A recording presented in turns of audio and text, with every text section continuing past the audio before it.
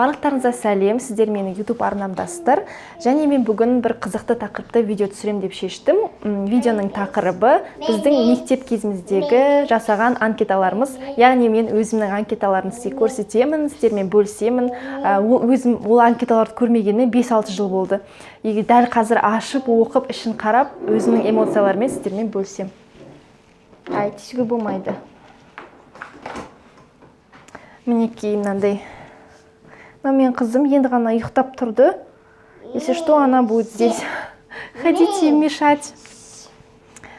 Мынандай екі анкетамды таптым. Негізі менде анкеталар көп болған, бірақ көбісі жоғалып кетті. Біреу 5-ші класстікі, біреу 6-ші класстікі. Мен 25 жастамын, 94 жылғымын. Егер сізде менімен жасты болсаңыз, значит, сіз 100% мектепте тоже анкета жасадыңыз. Значит, сізде де осындай видео ностальгические воспоминания тудыруы тиіс. Так, енді бірінші мынадан бастайыншы. Так, блин, өзіме қызық, алдында ашып көргім келген, сосын ойладым, мынау қызықты тақырып болады, YouTube-қа түсірейін, бірден сол кезде ашып көрсетейін деп. Мені бірден ашқан кезде мынандай наклейкалар, моя прекрасная няня, и сұрақтар, оформление, бүкіл цветной фломастермен, мында сурет салып кету керек, обязательно анкета толтырған адамдар. И это так прям интересно. Сұрақтарды оқып шығайық, қандай сұрақтар қойған екен. Фио толығымен, адрес дейді. Адрес зачем? Адрес, я не знаю зачем. Спрашивайте адрес. Ладно, телефон, номер, гороскоп. Обязательно. И 5-ші сұрақ, кімді сүйесің дейді. Кімді сүйесің сразу. Кімді сүйесің сразу айт. Кім екен айт деп жас қойыппын мен. Так прикольно. Туған күнің, айын, жылын, толтырған күнін дейді. Қандай пән ұнатасың? Пәндерден қай мұғалім? Ұнайды деген сөз. Достарыңды жаз, одан кейін ұлдардан ше дейді. Соң, достарыңды жаз, одан кейін ұлдардан ше дейді. То есть қыздар, сразу қыздарды жазады ғой, ұлдардан жаз. А вдруг у вас там махаббат деген сияқты мағынада ғой. Қандай үй жануарын ұнатасыз дейді. Ата-ананың толық аты жөні. Зачем?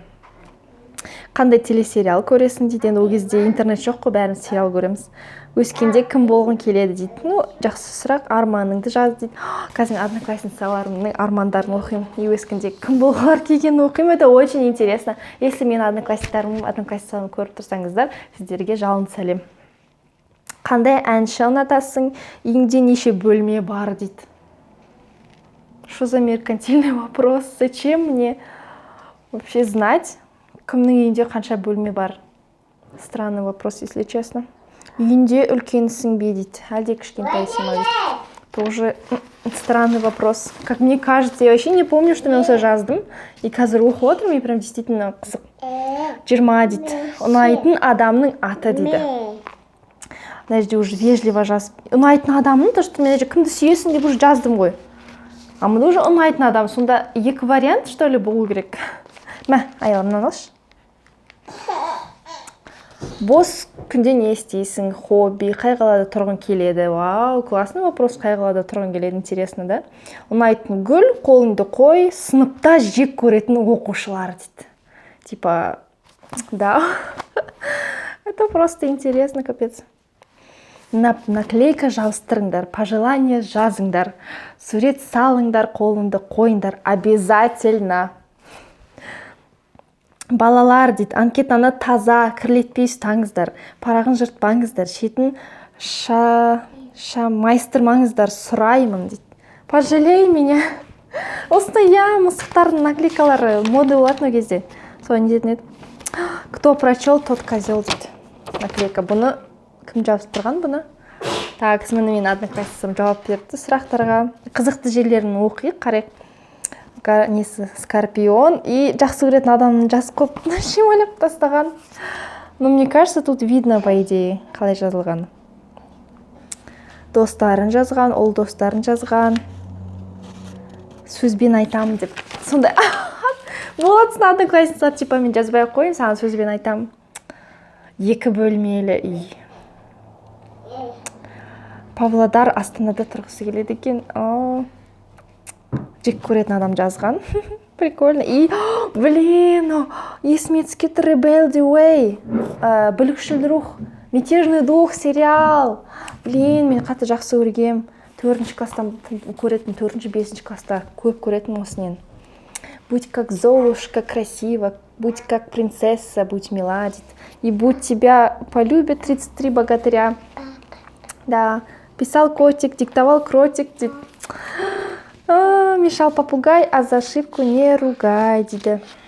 Диана деп былай жазып кетті. Келесі қыздар жазған. Тоже мені сызып тастапты. Козерог дейді. Кімді сүйесің дегенде. Любимый сериал Ребекка, Асау жүрек дейді.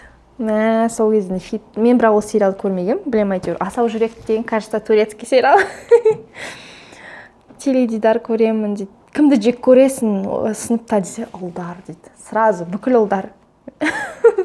Прикольно. Будь всегда счастливой, желаю удачи, любви, пока.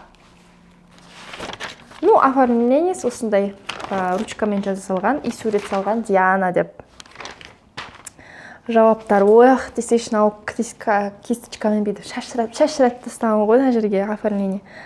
Кімді жақсы көресің деген дәптерді жыртып тастапты да того. Түкте оқи алмайсың мына жерде. Лев дейді. Гороскоп. Лев емес, лев. Негізі мен байқадым мына жерде қателіктер. Мен өзім жаңа сөздерінде де қателер бар екен. Неужели неграмотный болғанбыз? Ребекка, новая любовь. Не нее дейді. Актриса болам депті. Би дейді. Жек көретін олды да жазыпты. Лечу на дереве, ох, какая красота. Бірдеме целует Диану, ох, какая красота дейді. Мені біреумен қос қопты. Тағы мына цифраларын жазбаған. Мына одноклассницам. Бүкіл ответтерін жазған. Жақсы көретін адамын жазбаған. Үлкенмін дейді. Жақсы көретін әншілер Мейрам Бекбеспаев, Тоқтар, Бәйтерек тобы. Сол кездің нелері. Моя прекрасная няня дейді сериал, любимый сериал.